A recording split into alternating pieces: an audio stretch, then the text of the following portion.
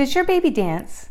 I mean, do you have a child who is very musical? And even if that child is 12 months old or 18 months old or 2, 3, 4, 5, 6, 7, or 8 years old, you can tell that he or she is very musical, and you as a parent are not sure what to do. Well, I'm here to help. And you are on the right track. You are right. There is something you can do. And it's not to put them in music lessons that are not designed for them. That's one of the worst things you could do.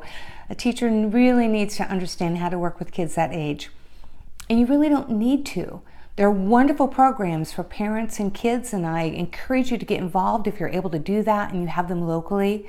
And I can mention those later, but one of the simplest things you can do is just work with them at home. And by work, I actually mean play, because music is play to children, and it's something that every child is already created to do. Every human being is intrinsically musical to some degree, even if you as an adult go, whoa, wait a minute, I'm not musical. Well, there are parts of you. If you can talk, if you can walk, you actually are musical. You do have the capacity, because walking is keeping the beat. And talking, those language skills all came out of music. And the more developed that is, when they're very young, the stronger they are in developing not only their musical skills, but their language skills and executive function skills and creativity, collaboration, 21st century skills. I know these are all kind of big buzzwords in the education speak, but if you're a parent who reads up a lot, you'll recognize that term, executive function and creativity, collaboration, and music is one of those best things. But you started this video because you have a child who is musical. I mean, if you pushed play on this means that you have someone in your home that you know is musical and you want to know what to do. Well, I am here to help, and I have a very easy solution to get started, but it's only to get started, and that's those books back here. My name is Sharon Burch. I've been a music teacher for over 21 years. I teach kids. I had a piano studio, a group piano studio, and I'm a mom with 2 musical kids of my own who are now in their 20s. And I've seen all the benefits of them being involved in music and encouraging that and developing it throughout their life. And now I want that for you and your children. In fact, my lifetime passion, my whole life is been devoted to how to bring music to children. And my strength, my gift, if you want to say it, really, even though I can sing and play piano and do other things, my gift is education and how to take big things that seem too big and abstract or over somebody's head and break it down and make it easy to understand. And that's what those books over here you see behind me are all about. It was all about how can I bring the language of music to children in a way that makes sense and is easy to understand, and anybody can get it, even parents and grandparents at home. Music teachers obviously get it, and they use them worldwide. We have over 6 million kids who know who Freddie the Frog is. They're familiar with the stories because of their music teacher. But when I designed them for you as well. I designed them for the parent and the child at home, because my heartfelt desire is that music is developed in every child. The inner music in every child unlocks their full potential. Now, if you have a child that you're recognizing and identifying as being naturally musical, it's really going to resonate there, and it's a perfect way to get started. Even when they're as young as 2, these stories will resonate. The children will fall in love with Freddie. He's the main character. They will enter his world through the storybooks. They'll want to go to Trouble Clef Island where he lives. They will want to ride on his friend the elephant, Eli the elephant, and they will want the next story. And while they're enjoying the story, they will actually be introduced to the language of music and all those symbols. So if you're not musical, you know, you've seen music, those black and white, the black lines on white paper and the circles and the squiggly lines, the treble clef, the bass clef. And to somebody who's not studied music, it just looks like a whole overwhelming set of symbols, another language. But when introduced to a child at this level, it's very easy to understand.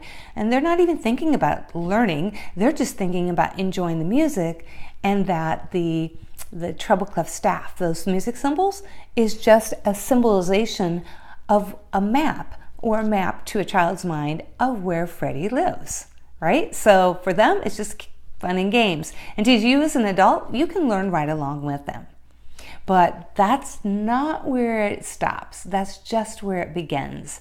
And I'm here to help take it to that next level with some easy steps, breaking it down for you, the parent.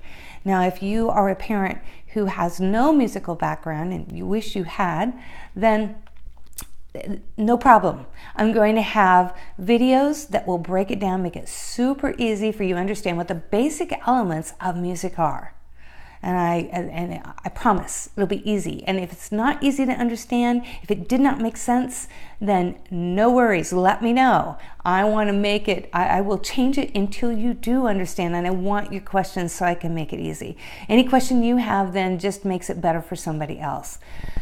All right, if you do have a musical background and you are professionally trained, or even just, you play the piano or you played an instrument and you do know the music basics, then this is also for you, because oftentimes the more you know about a subject, the more that you forget where you started and how to break it down into the very basic, simple steps and concepts, and you often skip those and overwhelm or confuse your child.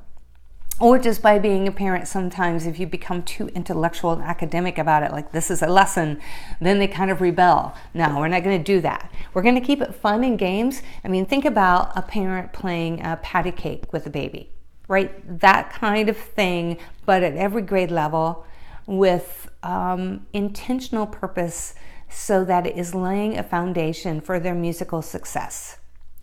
Now, what if you have a child who isn't showing signs of being very musical? Well, remember I said if you can walk and talk, you're musical?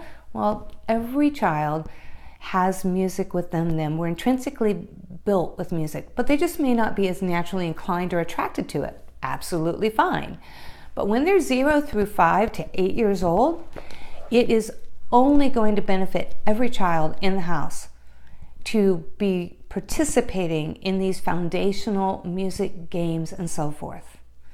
Now, why do we need to even have this? I mean, hundreds, thousands of children have grown up or played music instruments and did just fine. Well, you're right.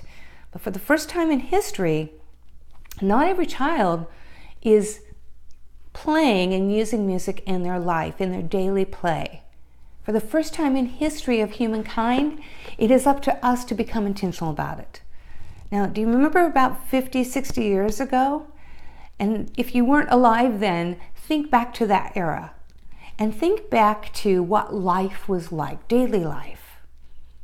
And as you imagine that, do you think they were talking about having to go to the gym or needing to do physical exercise that day? Most likely not. Physical exercise was just naturally part of everybody's everyday life. Well, for the first time in history, we are in a place where music now needs to become intentional. Because now, just like in the physical exercise, now even if you don't physically exercise or go to the gym, you know that you should. We're all aware as humans that in order to be healthy, physically healthy, we need physical exercise. That's just part of our dialogue. It's a fact. We all know it. It's been proven over and over. Well, for the first time in history, now we need to become intentional about music in children's lives.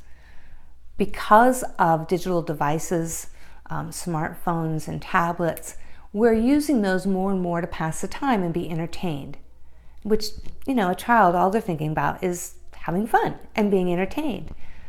Well, in recent history, like in your childhood probably, to pass time in a car ride, a long car ride, a vacation, a waiting room, anything like that, we were playing singing games or hand clap games, or we were jumping rope, or we were chanting poems, we were doing rhymes. All of those things were developmentally essential to unlocking the full potential in us. Right? Music was part of our lives, even if it wasn't what you would have labeled as music. Anything with a beat that you're moving to is music. Well, now that is not just part of our natural play every day. Now we need to make it intentional in a child's life for their benefit. So even your child who is not showing the natural proclivity to music, they're into something else, it is really critical for a parent to understand what they can add to a child's life, even for that child between the ages of 0 and 8. Now, beyond that, that's up to you. Obviously, I'm a music teacher, so I feel like every child should learn a music instrument, and I can tell you on and on all the benefits. But I know the reality, and we only have so much time.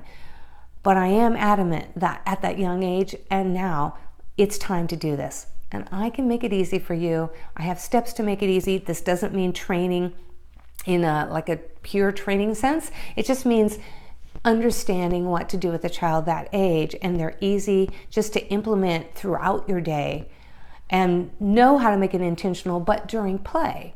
And the storybooks help, so that's a great introduction, and they establish a vocabulary that you and your child can now talk about things that are musical in a way that makes sense to them and to you, because you've used that.